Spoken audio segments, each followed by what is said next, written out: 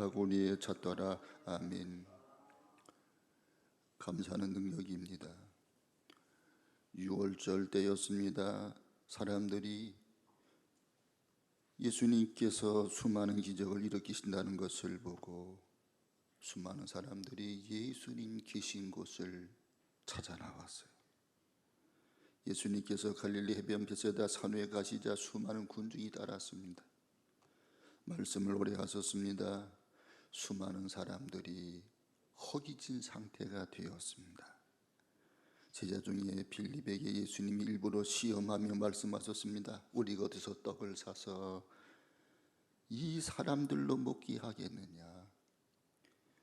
빌립은 상고를 졸업한 사람같이 빨리 계산하고 나서 말씀드렸습니다. 각 사람으로 조금씩 받게 하더라도 200데나리온의 떡이 부족하리이다. 빌립은 얼른 머리를 회전시킨 거예요. 조금씩 떡을 주더라도 200데나리온. 한 데나리온 하루 품삯입니다. 하루 품삯이 10만 원이면 2천만 원이 필요합니다. 하루 품삯이 20만 원이라면 4천만 원이 필요합니다. 주님, 상황적으로 환경적으로 불가능합니다. 6절에 보면 예수님께서 빌립을 시험하셨다고 그랬어요. 항상 머리를 쓰고 계산하고 따지는 계산에 밝은 사람이었기 때문에 그렇게 물었던 것 같아요. 하나님의 일은 믿음으로 하는 것이지 계산으로 하는 것은 아니잖아요. 그런데 제자 중에 특별히 안드레라고 하는 사람은 믿음이 있었어요. 어린아이가 안드레 선생님, 여기 저 도시락을 가져왔는데요. 그러니까 이 안드레가 그 어린아이가 드린 도시락을 가지고 예수님께로 갔습니다. 예수님이라면 무슨 일을 하실 것이다 기대를 가지고 예수님께 보리떡을 물고기를 드린 거예요. 여기 9절 말씀을 같이 보겠습니다. 9절 말씀, 여기 한 아이가 있어 보리떡 5개와 물고기 2마리를 가지고 있나이다. 그러나 그것이 많은 사람에게 얼마나 되겠사옵나이까. 거기 모인 사람들이 남자만 5천 명이에요. 그러니까 여자들이 더 많이 왔을 것 아닙니까? 옛날이나 지금이나 여자들이 더 종교성이 강하잖아요. 그러니까 10,000명. 애들이 따라 나왔을 것 아닙니까? 그럼 애들이 2명씩만 따라 나왔다 하더라도 2만 명. 여기 2만 명이 있어요. 예수님께서 50명씩 끊어서 줄을 맞춰 앉아라. 우리 예수님은 질서를 존중하셨어요. 그리고 11절에 이렇게 말씀을 하세요. 11절 말씀이 핵심입니다. 11절을 같이 읽겠습니다. 예수께서 떡을 가져 축사하신 후에 앉아있는 자들에게 나눠주시고 물고기도 그렇게 그들의 원대로 주시니라. 여기 떡을 가져 축사하신 후에, 여기 축사하신 후에, 이 축사라는 말은요 귀신을 내쫓는 게 아니에요. 여기 쓰여진 단어는 축복하고 감사했다는 거예요. 오병이어를 들고 예수님께서 하나님 아버지께 감사 기도를 먼저 드린 거예요. 이 어린아이가 자기가 먹을 것을 내놓았나이다. 이 어린아이의 헌신을 하나님 받아주시옵소서. 받아주신 줄 믿고 감사합니다. 그러면서 축사를 하시니까, 그리고 50명씩 100명씩 끊어 앉히라. 그래서 한 400팀이 쭉 질서 정연하게 앉아 있어요. 나눠주어라. 그랬는데요, 이 떡과 고기가 끊어지지 않는 계속 공급되는 거예요. 배부르게 먹었습니다. 남는 것을 거둬들여라. 우리 주님은요 부스러기도 막 버리는 걸 원치 않으세요. 그럼 모았더니 12광주리가 되었습니다. 예수님이 하신 것은 하나님께 감사하고 기도하신 거예요. 오직 한 가지예요. 감사하고 기도했습니다. 감사만 했는데 4가지가 따라오는 거예요. 첫 번째는 마음의 여유가 생겨났습니다. 그러면 따라서 마음의 여유가 생긴다. 여러분, 감사하면 마음의 여유가 생겨요. 예수님은 오병이어를 들고 하나님께 감사만 했습니다. 축사만 하셨습니다. 11절 보니까 예수께서 떡을 가져 축사하신 후에 앉아있는 자들에게 나눠주고 물고기도 그렇게 그들의 원대로 주시니라. 그들이 배고팠잖아요. 정심을 걸렀잖아요. 지금 저녁 때잖아요. 저들이 원하는 대로 풍성하니 충만히 주었다는 거예요. 그리고 예수님께서 제일 먼저 하신 것은 질서 있게 앉게 하시고 앉은 자들에게 나눠주시고 물고기도 저희의 원대로 주셨다. 여유 있는 모습이잖아요. 사람은 많고 먹을 것은 없어서 제자들은 당황했습니다. 그러나 감사하고 나면 당황하지 않고 여유가 생겨나는 거예요. 감사하면 모든 것을 받아들이게 되고 받아들이게 되면 여유가 생기는 거예요. 세계 2차 대전 가장 긴 밤 이런 책들을 집필한 코넬리우스 라이언은 5년 동안 암투병을 하게 됩니다. 그렇게 암의 고통 속에서 죽는 날까지 늘 감사 기도를 했어요. 의사가 이제는 암 말기입니다. 3개월을 버티기가 어렵습니다. 그런데 5년을 버틴 거예요. 그렇게 주님 앞에 늘 감사합니다. 감사합니다. 주님 앞에 진심을 담아서 감사합니다는 이유를 말하니까 아내가 여보 그렇게 고통스러운데 죽어가면서 뭐 그리 감사하다고 그런 말을 자꾸 하시나요? 그랬더니 이분이 이렇게 이야기합니다. 사랑하는 당신을 다시 볼 수 있는 날이 있는 것을 감사하지. 가족의 음성을 다시 들을 수 있는 것이 감사하지요. 병들어 눕기 전에 원고를 털고 할 수 있게 해주시니 감사하지. 병마와 싸울 수 있는 힘을 주신 하나님께 감사드려요. 주님이 늘 내 곁에 계시다는 것이 그렇게 감사합니다.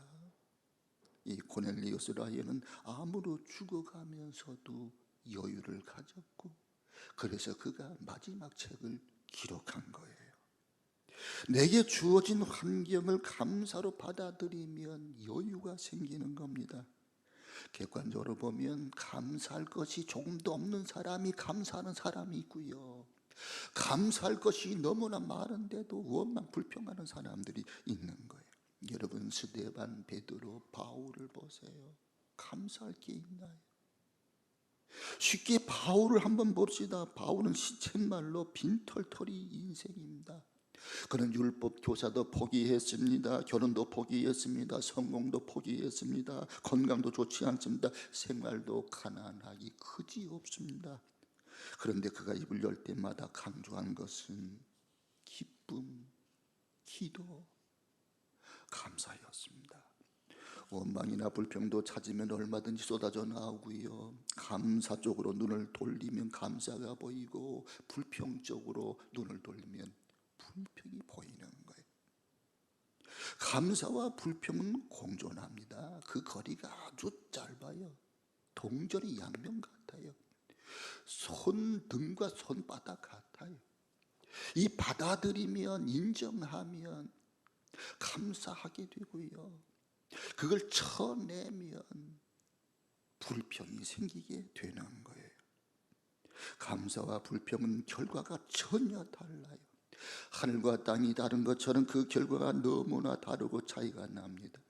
이스라엘 민족은 하나님의 사랑과 은혜를 무진장하게 받았어요. 종살이하던 애굽에서 저들이 홍해를 육지같이 건너고 광야길에 들어서게 됩니다. 낮에는 하나님께서 구름 기둥으로 저들을 가리워 주시고 밤에는 불기둥으로 따뜻하게 저들을 밝혀주시고 인도해 주셨어요. 먹을 것이 없을 때 만나가 내리고요, 메추라기가 공급되고요, 마실 물이 없을 때 반석이 쪼개지면서 콸콸 물이 생수가 솟아나고요. 그런데 이스라엘 백성들은 감사할 줄 모르고 원망 불평하다가 광야에서 죽고 말잖아요. 개인도 감사를 외면하면 불평, 불만을 가슴에 품고 토해내기 시작하면 그 영이 병들고 삶이 기울어지게 되는 거예요. 감사하는 사람에게는 길이 보이고 원망하는 사람에게는 문제가 보이는 법입니다. 그래서 하박국 선지자는 말했습니다. 비록 무화과 나무가 무성치 못하며 포도나무 열매가 없으며 감람나무에 소출이 없으며 밭에 식물이 없으며 우리 양이 없을지며 외양간에 소가 없을지라도 나는 여호와를 인하여 즐거워하며 나의 구원의 하나님 인하여 기뻐하리로다. 주 여호와는 나의 힘이시라. 여기 나라가 망해가면서 적군들이 말을 타고 불을 지르고 살육을 하고 다 뺏어가고 무화과나무, 포도나무, 밭의 식물, 우리의 양과 소가 다 없어진 거예요. 이건 필수품입니다. 생필품이에요. 이것이 없을지라도 구원의 하나님 여호와를 인하여 기뻐하고 즐거워하리로다. 이게 진짜 신앙 아닙니까? 우리에게 감사가 있으면 마음에 여유가 생기는 거예요. 두 번째는 감사만 했는데도 풍요가 있었습니다. 우리 한번 따라서 합시다. 감사만 해도 풍요가 생긴다. 예수님 오병이의 이어를 들고 하나님께 감사 기도를 하셨습니다. 그런데 풍요가 일어났어요. 5,000명? 아니 2만 명이 먹고도 배불리 먹고도 12광주리가 남았습니다. 감사의 축사 전의 분위기와 축사 후의 단어가 전혀 다르잖아요. 가난의 언어가 풍요의 언어로 바뀝니다. 절망의 공기가 소망의 산소로 변화되었습니다. 부족의 불평이 남음의 아우성으로 탈바꿈됩니다. 200데나리온에 돈도 부족하리이다. 이런 날이 먹고 남은 조각이 12바구니에 찼더라. 이렇게 바뀌잖아요. 어린아이가 가진 오병이어가 임하는 사람에게 얼마나 되게 싸움나이까. 이런 빈곤의 언어가 저희가 배부른 후에 이 풍요의 언어로 바뀌잖아요. 모자랄 것 같다는 말이 남았나이다. 즐거운 비명으로 바뀌잖아요. 그 중간에 있는 게 뭡니까? 감사예요. 축사입니다. 축사가 중간에 있었고 그 전에는 부정적인 환경이 크로접됐어요. 그 이후에는 긍정의 효과가 크로접된 거예요. 그 중간에 뭐가 있었습니까? 예수님께서 어린아이가 드린 것을 하나님께 들고 축복하고 감사 기도를 한 거예요. 지금부터 400년 전인 1620년 12월 26일 청교도들이 100여 명이 미대륙 불리머스 해변에 상륙합니다. 신앙의 박해에서 오직 신앙의 자유를 찾아서 영국에서 무작정 저들이 미국을 향해 떠난 거예요. 그들이 미국 땅에 도착하자 해변에서 모래를 막 흩날리면서 하나님 감사합니다.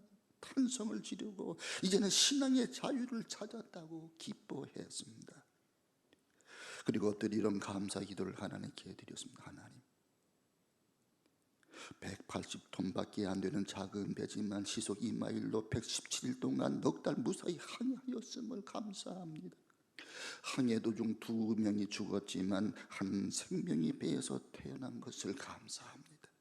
폭풍으로 큰 돛이 부러져 못 쓰게 되었지만 배가 파손하지 않은 것을 감사합니다. 큰 파도로 여자들 2명이 물에 빠졌지만 모두 무사하게 구출된 것을 감사드립니다. 신대로에 도착한 후에 인도네시아의 방해로 상륙을 못하다가 한 달 만에 플리머스에 안착하게 된 것을 감사합니다. 이렇게 저들은 4개월 동안 항해하면서 고향으로 돌아가겠다는 사람이 하나도 없었던 거예요. 그리고 하나님께 감사 기도를 드렸어요. 저들은 임시 텐트로 자기 집을 삼고 맨 먼저 지은 것이 교회였어요. 두 번째 지은 것이 학교였어요. 세 번째 해에 지은 것이 자기의 집들이었어요. 저들은 주의와 굶주림 인디언의 습격으로 수많은 무덤을 파야 했습니다. 그럼에도 불구하고 하나님께 늘 감사했어요. 그 당시 주지사가 된 브레트 포드는 3년 만에 이렇게 선언했습니다. 높으신 하나님께서 금년에 넘치는 수확을 주셨습니다. 옥수수, 밀콩, 호박과 채소를 가꾸고 사냥을 하며 생선과 조개를 넉넉히 얻도록 축복해 주셨습니다. 야만인의 습격에서 지켜주심을 감사합니다. 질병에서 건져주심을 감사합니다.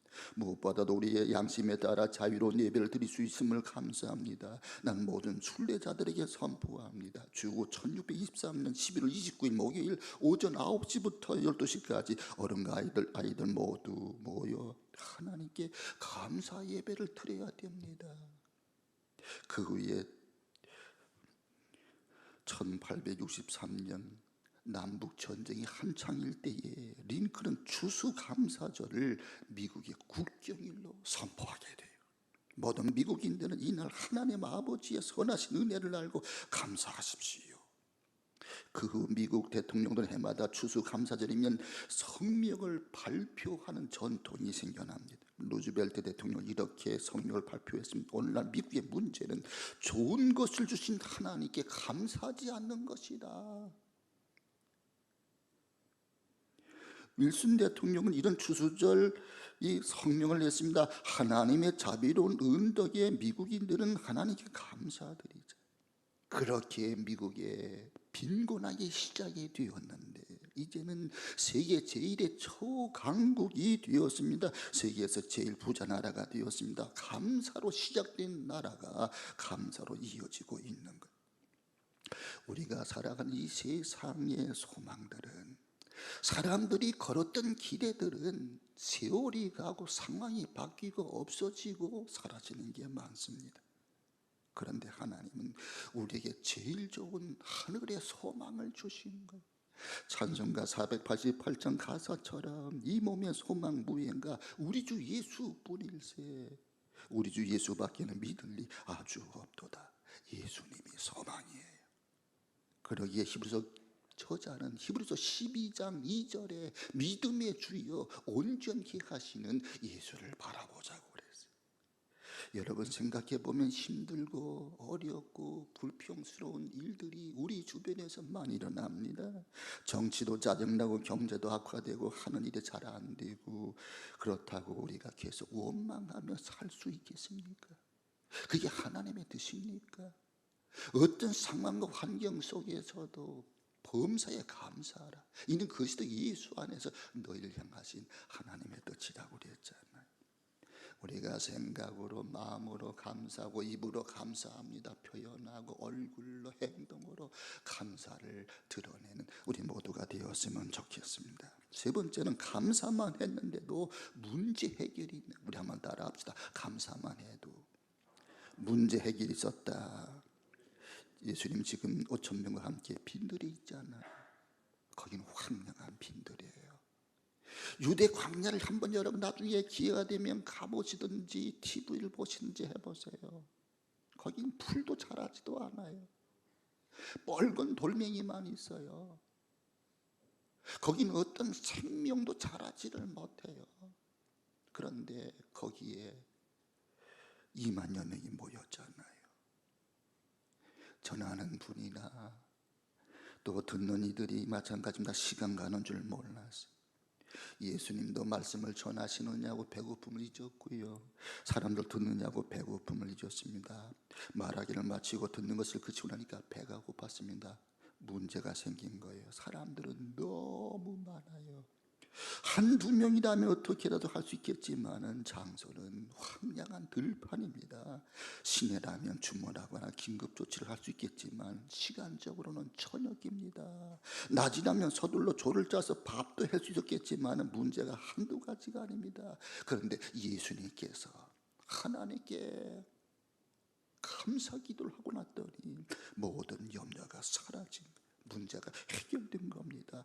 감사하는 문제 해결의 열쇠가 되었습니다. 그래서 시편 기자는 말합니다. 감사로 제사를 드리는 자가 나를 영화롭게 하나니 내가 그 행위를 옳게 하는 자들에게 하나님의 구원을 보이리라. 감사하는 자에게는 하나님이 구원을 주신다는 거예요. 감사 중에 최고의 감사는 내 영혼이 구원받은 그 은혜가 감사한 거예요. 영원한 생명을 얻은 것이 감사예요. 죄 때문에 죽어 마땅한 저와 여러분이 예수님께서 십자가 몸지고 피 흘려 대신 죽으심으로 우리를 살려주셨잖아요. 우리의 원죄와 자범죄가 깨끗하게 용서되었잖아요. 죄보다 무서운 건 없습니다. 죄는 육체도 영혼도 갉아먹기 때문입니다. 그리고 지옥에 떨어지게 하잖아요. 미국의 과학자들은 최근 박테리아나 이 바이러스 같은 병균이나 기생충이 사람의 정신까지도 파괴한다, 이런 논문을 내고 있습니다. 이 박테리아 바이러스가 라임병, 강박장애, 양극성장애, 정신분열증, 자폐증, 거식증을 유발할 수 있다고 말하잖아요. 아신 대로 박테리아나 바이러스는 현미경을 통해서만 볼 수 있는 아주 작은 겁니다. 육안으로 보이지 않습니다. 근데 그것만 이제 신경을 타고 머리 올라가면 정신까지도 갉아먹는 거예요. 헬리코박터라고 하는 박테리아가 있습니다. 이건 주로 위벽에 기생하는데 위벽을 헐게 만들어요. 그래서 이제 위궤양이 생기게 됩니다. 그 위궤양이 생겼을 때 김치라든지 고춧가루가 들어가면 속이 쓰려서 견딜 수가 없는 거예요. 그 균도 역시 눈에 보이지 않아요. 죄도요, 작아서 눈에 보이지가 않아요. 안 보여도 죄는 죄입니다. 숨겨도 죄는 죄입니다. 그러나 그 죄는 육신은 망가뜨리고 영혼도 갉아먹는 거예요. 그런데 그 죄를 예수 그리스도께서 자신이 죽으심으로 우리 모든 죄값을 청산하신 거예요. 우리에게 사지 은총을 주신 거예요. 하나님의 자녀가 되게 하신 거예요. 우리 이름이 그 이름을 믿는 자들에게 하나님의 자녀들인 권세를 주신 거예요. 미국의 대학생 두 명이 아프리카로 식물 채집을 떠났습니다. 여름방학 중이었습니다. 두 명은 아프리카의 험한 산속으로 계속 들어갔습니다. 여름방학 중이었습니다. 이제 두 사람이 같이 다니는 것보다 우리 떨어져서 각자 채집하자. 그래서 둘이는 야호 소리를 외치며 서로 있는 데를 확인하면서 열심히 자기들이 목적하는 식물 채집을 한 겁니다. 그런데 얼마 후에 아무리 친구에게 야호 불러도 응답이 없어요. 불길한 예감에 주변을 샅샅이 뒤져보았습니다. 내 친구가 독사에 물려 의식을 잃고 땅에 널브러져 있는 거예요. 비상약도 준비되지 않았습니다. 그 친구는 어찌하나 이 친구가 지금 죽어가고 있잖아요. 이 살점을 뱀에 물린 곳에 붙이면 독을 빨아낸다고 하는 이야기를 들은 적이 있어요. 그래서 칼을 가지고 자기 넓적다리에 살점을 베서 그 친구 물린 뱀의 이빨 자국에다가 그걸 대니까 이 살점이 시커먼 독을 빨아내는 거예요. 그리고 떨어져. 또다시 살점을 팹니다. 이렇게 3번을 합니다. 살점을 베어내던 친구는 그만 출혈을 많이 해서 정신을 잃어버렸어요. 그 사이에 독사에 물린 그 친구는 의식을 회복했어요. 보니까 상황을 알겠어요. 자기는 독사에 물렸고 죽어갔고 대신 이 친구가 살점을 베어냈고 그래서 과다출혈로 지금 죽어 있는 겁니다. 내가 죽어야 되는데 그 친구가 대신 죽은 거예요. 이 친구는 목 놓아 울었습니다. 그래서 자기 친구를 간신히 수습해서 미국으로 시신을 가지고 왔어요. 그리고 장례를 치르고요, 매일마다 자기 친구의 무덤에 가서 신선한 꽃을 꺾어주고 그 친구의 사랑을 기억했다는 겁니다. 여러분, 우리 기독교에서 가장 중요한 것은 예수님의 십자가예요. 예수님이 땅에 왜 오셨느냐? 왜 십자가를 지셨느냐? 예수님이 십자가를 지시지 않으면 우리 죄가 사죄받을 길이 없어요.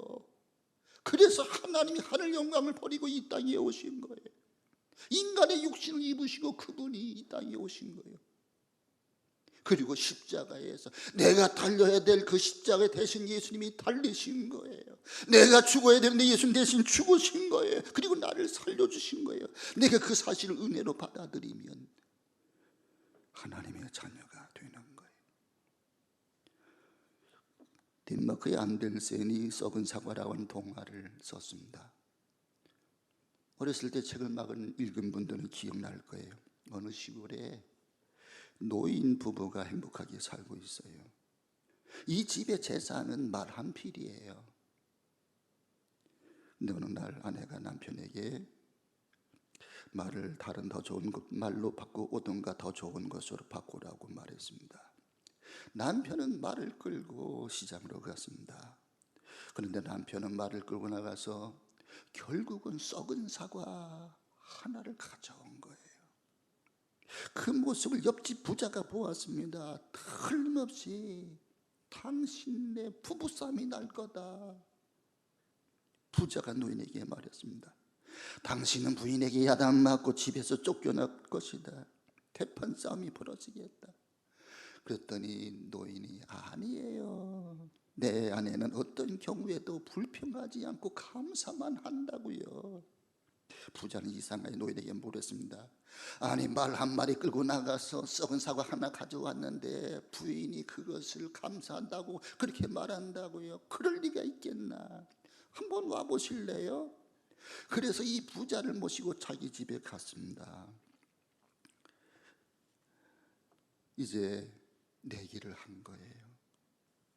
노인은 집에 들어가자 아내와 이런 대화를 하게 됩니다. 여보, 내가 아침에 말 한 피를 끌고 나갔잖아 그랬지요.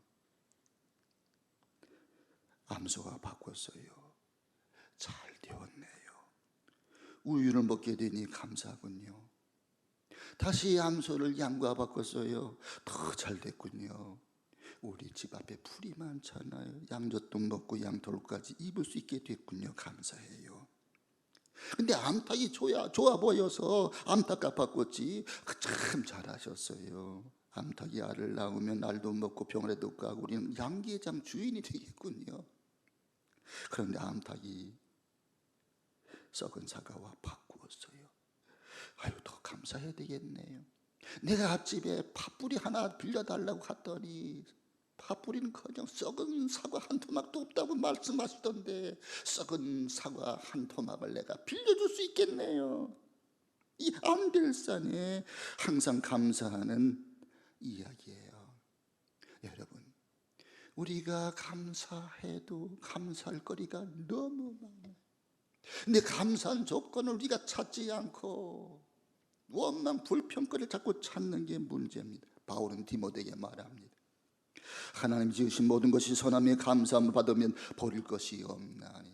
마지막 네 번째는 감사만 해도 기적이 일어납니다. 우리 한번 따라서 합시다. 감사만 해도 기적이 일어납니다.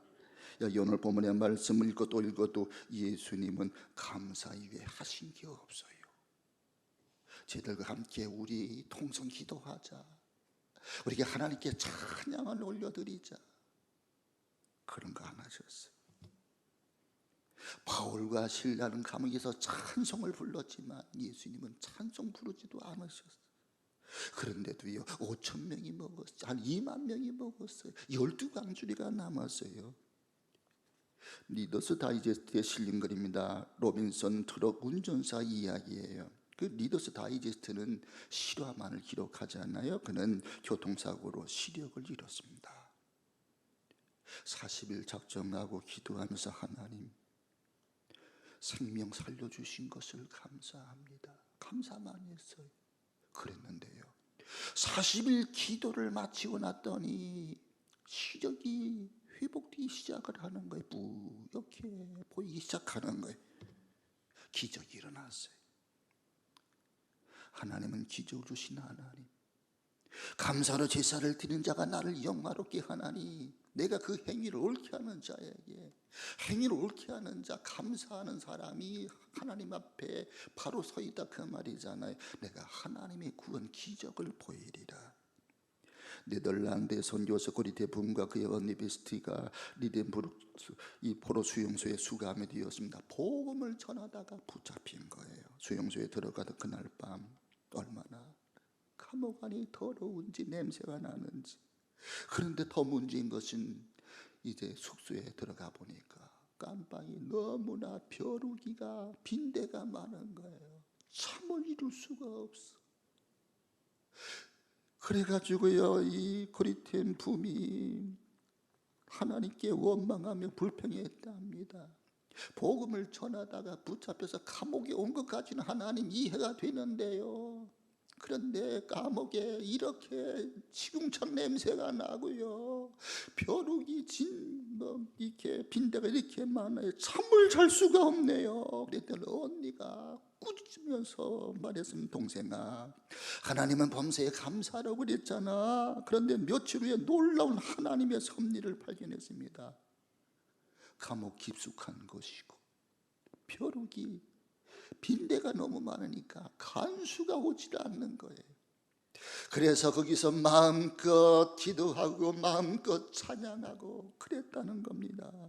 그래서 이 감방의 어려움을 이겨냈다는 거예요. 하나님은 모든 것이 합력하여 선을 이루시는 하나님이에요. 마지막에 이야기를 하나 더 드립니다. 미국 버지니아에 가난한 모자가 살고 있었어요. 목사였던 아버지는 일찍 세상을 떠나 모자가 가난하게 살아야만 했습니다. 엄마는 가난에 시달리면서 남의 집 청소도 하고 재봉 같은 걸 해가지고 파출부로 근근히 아들을 공부시켰습니다. 아들은 어머니의 뒷받침에 늘 감사하며 눈물 흘리며 열심히 공부해서 항상 1등만 하는 거예요. 이것이 어머니에게 은혜를 갚는 것이라고 그는 믿었습니다. 그는 프리스턴 대학을 졸업할 때 1등으로 졸업을 해요. 미국은 대학에서 1등으로 졸업할 때 그 1등으로 졸업하는 학생이 대표 연설을 하게 되어 있습니다. 그런데 어머니가 졸업식에 못 간다는 거예요. 아들아, 미안하다. 내가 바빠서 못 가겠다. 아니 엄마, 어머니가 웃어야 돼요. 사실 엄마가 입고 갈 옷이 없는 거예요. 너무나 허름한 거예요. 그 프리스턴 대학은 명문 대학이잖아요. 거기에 참여하는 분들은 다 귀부인들이잖아요. 자기는 그런 옷이 없는 거예요. 그래서 아들의 체면 때문에 자기가 그 귀티나는 옷을 입고 참여할 수가 없으니까 못 간다고 그랬는데 아들이 아니 엄마 오셔야 돼요. 엄마가 안 오시면은 저의 졸업은 의미가 없어요. 그런데 이 학생이 1등을 해서 목에 금메달을 총장에 걸어주는 거예요. 이 학생이 대표로 연설을 했습니다. 그리고 자기 목에 있는 그 금으로 된 목걸이를 탁 벗더니 저 후미진 곳에 귀퉁이에 앉아있는 어머니가 딱 걸어드리면서 제가 이처럼 무사히 대학을 졸업하게 된 것은 하나님의 은혜고 두 번째는 어머니의 사랑 때문이에요. 어머니 감사해요. 청중은 우리와 같은 박수를 보냈습니다. 그 후 그는 변호사가 됩니다. 그 후 프린스턴 대학 교수를 거쳐서 1902년 총장이 됩니다. 8년 후에 뉴저지주의 주지사가 됩니다. 2년 후에 미국의 대통령이 됩니다. 그분이 바로 윌슨 대통령이에요. 하나님은 감사하는 목소리를 내는 사람을 축복하세요. 그렇습니다. 예수님이 축사하신 후에 어떤 일이 벌어졌나요? 예수님은 감사만 하셨는데 마음에 여유가 있었어요. 풍요가 생겨났어요. 해결이 되었습니다. 기적이 일어났습니다. 우리 감사해서 하나님의 영광을 보는 우리 모두가 되시길 주 이름으로 축원합니다. 하나님 아버지 감사합니다. 이제 11월 달 감사의 달 열매 맺기 원합니다. 영혼 구원의